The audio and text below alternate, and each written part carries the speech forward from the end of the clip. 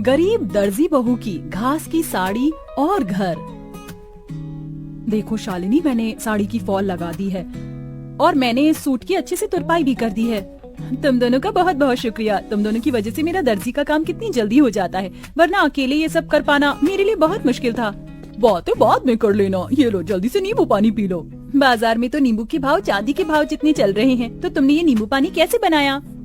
वो पड़ोस वाली काकी है ना, उनकी नौकरानी आज नहीं आई थी, तो मैंने उनके घर के थोड़े बहुत काम कर दिए थे, इसलिए उन्होंने पैसों के बदले मुझे ये नींबू दे दिए। ये भगवान भी कैसे कैसे दिन दिखाता है। हम गरीबों को गर्मी के मौसम में नींबू पानी पीने के लिए भी हमें कितनी मेहनत करनी पड़ती है। अदिति की बात सुन बाकी बहुएं उदास हो जाती हैं। शालिनी इन सभी बहू में से सबसे बड़ी बहू थी, जो दर्जी का काम करती थी। वहीं बाकी घर संभालने के साथ साथ शालिनी के दर्जी के काम में मदद भी किया करते थे। इन पांचों के पति सड़कों पर झाड़ू और मजदूरी करने का काम करते थे, जिससे ये मुश्किल से 2 वक्त की रोटी ही खा पाते थे। अरे वाह शीला, तुमने तो अपने घर का हुलिया ही बदल दिया। कितना सुंदर लग रहा है तुम्हारा घर। वो तो अच्छा लगेगा ही ना, पूरे 1 लाख रुपए जो लगाए हैं घर के रेनोवेशन और पेंट में। वैसे मेरे ख्याल से तुम पांचों को भी अपनी ये बाबा आदम के जमाने की गुफा को रेनोवेट करवाना चाहिए। न जाने इतनी गर्मी में तुम लोग इस गुफा जैसे घर में कैसे रहते हो। खिड़की दरवाजे तो ऐसे हैं कि अगर किसी का हाथ लग गया तो वहीं टूटकर गिर जाएंगे। पांचों बहू की घर की बेइज्जती करके घमंड दिखाते हुए शीला अपने घर के अंदर चली जाती है। अपने घर की इतनी बेइज्जती होता देख पांचों बहुओं को ही काफी दुख होता है। अरे बाप रे बाप, ऐसा लग रहा है कि धरती लोक पर नहीं बल्कि सूर्य ग्रह पर पहुंच गया हूँ। कितनी गर्मी है। इतनी गर्मी में गुफा में सोओगे तो गर्मी नहीं तो क्या ठंड लगेगी? क्या गुफा? और नहीं तो क्या, ये गुफा क्या आप लोगों को घर दिखाई देती है? शादी को इतना समय हो गया है, लेकिन हम एक ढंग के किराए के मकान में भी नहीं रह सके। कभी कभी तो लगता है इस गुफा जैसे घर को छोड़कर जंगलों में चले जाऊं और वहीं रहूं। याशिका की बातें सुन सभी लोगों को इस बात का एहसास तो होता है, लेकिन अपनी गरीबी और लाचारी देखते हुए वो कुछ नहीं कहते और ऐसी गरीबी में उनके दिन बीतने लगते हैं। अमृता, अगर तुम न होती तो इतनी गर्मी में हमें ये ठंडा पानी पीना भी नसीब नहीं होता। जमीन ठंडी रहती है ना, इसलिए मैंने पानी के मटके रखना शुरू कर दिया था, ताकि कड़ी से कड़ी गर्मी में भी हमें ठंडा पानी मिल सके। कल रात थोड़ी बहुत चैन की नींद नसीब हुई थी। वैसे ये कपड़ा गीला कर ओढ़ कर सोने का आइडिया सच में कमाल का निकला। अब तो मैं रोज ऐसे ही सोऊंगी।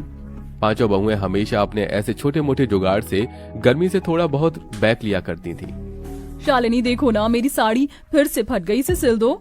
कितनी बार एक ही साड़ी को बार बार सिलकर पहनेंगे? जब से शादी हुई है तब से लेकर आज तक एक भी साड़ी नहीं पहनी है। वही 2-3 साड़ियों को सिल कर ही पहन रहे हैं। अदिति इतना बोल ही रही होती है कि तभी उन्हें बाहर से साड़ी वाले की आवाज आती है, जिसे सुन पांचों बहुएं जैसे ही बाहर आती हैं।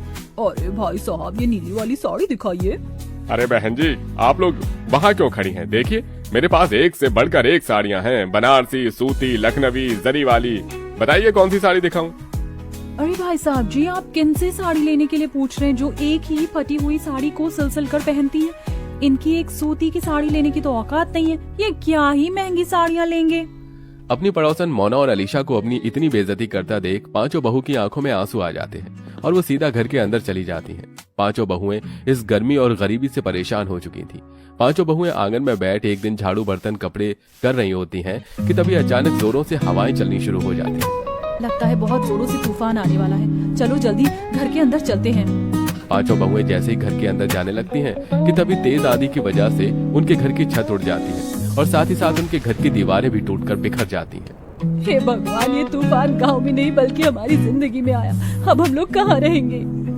अपने घर के टूट जाने की वजह से पांचों बहुएं बहुत रोती हैं। शाम होते ही इन सब के पति घर आते हैं और ये सब नजारा देख उन्हें भी काफी दुख होता है, जिसके बाद अब वो सभी सिर छुपाने के लिए जंगल की तरफ बढ़ते हैं और एक बड़े से पेड़ के नीचे बैठकर अपनी रात वहीं गुजार लेते हैं। जहाँ ये सभी लोग रहते थे वहाँ पर एक बड़ी सी नदी भी बनी हुई थी, जो तूफान की वजह से काफी गंदी हो गई थी, जिसे देख पांचों उस नदी की सफाई करते हैं और ऐसे ही उनके कई दिन गुजर जाते हैं। कभी कभी तो मन करता है इसी नदी के अंदर कूदकर जान दे दूं, कम से कम इन चीजों से छुटकारा तो मिलेगा। अमृता, ये तुम कैसी बातें कर रही हो? जिंदगी का तो नाम ही संघर्ष है, हम लोग ऐसे हार नहीं मान सकते। शालिनी की बात सुन नदी किनारे बैठी सभी बहुओं की आंखों में आंसू आते हैं। तभी उनके आंसू नदी के अंदर जा गिरते हैं। उनके आंसू जैसे ही नदी के अंदर जाते हैं तो नदी के अंदर एक सुनहरी रोशनी चमकती है और देखते ही देखते उनके सामने नदी की रानी बाहर आती है। कौन हो तुम? मेरा नाम नंदिनी है और मैं इस नदी की रानी हूँ। तुम पांचों ने मेरी नदी को साफ किया, यहाँ आसपास सफाई रखी और आज तुम लोग बैठकर ऐसे रो रहे हो। बताओ तुम लोग क्यों रो रहे हो? उस रानी की बात सुन सारी बहुएं उसे सारी बात बताती हैं, जिसे सुन वो रानी पांचों बहू को अपने साथ नदी के अंदर ले जाती है। उस नदी के अंदर की जमीन, मछली घर सब कुछ घास का बना हुआ था। ये सब देख पांचों बहुएं बहुत हैरान होती हैं। ये सपना नहीं, हकीकत है। ये घास जादुई घास है जिसकी मदद से तुम लोग कुछ भी बना सकते हो और वो चीज बिल्कुल असली चीज की तरह ही काम करेगी। तुम लोग चाहो तो यहाँ से ढेर सारी जादुई घास ले जा सकते हो। नदी की रानी आपका बहुत बहुत। पांचों बहुएं उस जादुई नदी के अंदर से ढेर सारी जादुई घास लेकर आती हैं और सबसे पहले उन जादुई घास से अपना घर बनाने लगती हैं। क्या इस घास से हम लोगों का घर बन पाएगा? ये मामूली नहीं, जादुई घास है। नदी की रानी ने कहा था कि इस घास से बनी हुई सभी चीज असली चीजों की तरह ही काम करती है। क्या पता ये घास का घर भी हमारा असली घर हो। पांचों बहुएं कुछ घंटे के अंदर एक बहुत बड़ा सा घास का घर तैयार कर देती हैं, जिसमें वो पांचों अलग अलग कमरे भी बनाती हैं। साथ ही साथ वो बाथरूम और रसोई घर भी बनाती हैं, जिसमें घास का चूल्हा, घास के बर्तन और कमरों में घास का पलंग, कुर्सी। जादुई घास होने की वजह से सारी चीज असली चीजों की तरह बिल्कुल मजबूत हो चुकी थी। मुझे तो यकीन ही नहीं हो रहा कि हम लोग अपने घर के अंदर खड़े हैं, वो भी एक ऐसा घर जो असली घर से भी ज्यादा मजबूत और अच्छा हो। अब तो हम यहाँ आराम से रहेंगे। जादुई घास होने की वजह से हमारा ये घास का घर भी कितना ठंडा है। अब तो यहाँ हमें बिल्कुल भी गर्मी नहीं लगेगी। पांचों बहुएं अपने अपने पतियों के साथ आराम से घर में रहती हैं और ऐसे ही कुछ दिन गुजर जाते हैं। सच में अब तो हद हो गई है। मन कर रहा है ये बची कुची साड़ी ले जाकर फेंक दूं। क्या हुआ अदिति, तुम इतने गुस्से में क्यों हो? गुस्सा ना करूं तो खुशी के मारे नाचूं।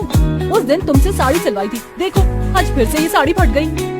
अदिति की बात सुन शालिनी के मन में एक ख्याल आता है, जिसके बाद शालिनी दोबारा उस जादुई नदी के अंदर जाती है और वहाँ से ढेर सारी जादुई घास लेकर आती है और अपनी सिलाई मशीन पर बैठकर कुछ घंटे के अंदर ही घास की बनी हुई 5 साड़ियाँ तैयार कर देती है।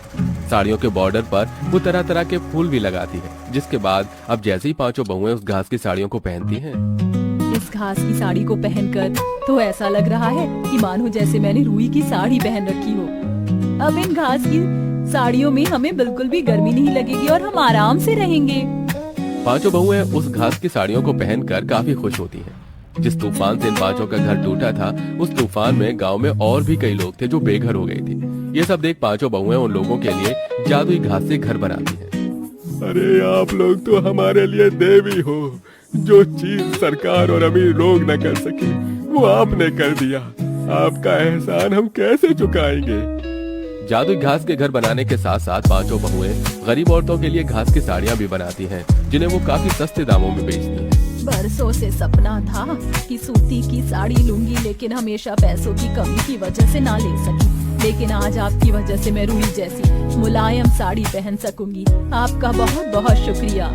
जरूरतमंदों की मदद कर पांचों बहू काफी खुश थी। वो घास की साड़ी बेचकर थोड़े बहुत पैसे भी कमा लिए थे, जिनको अब वो बुटीक में लगाती हैं और बुटीक खोलती हैं। घास की तरह तरह की ड्रेस बनाकर बेचती हैं और अब उन सब के पति अपना खुद का काम शुरू कर देते हैं, जिससे अब धीरे धीरे उनकी जिंदगी सही राह पर आने लगती है।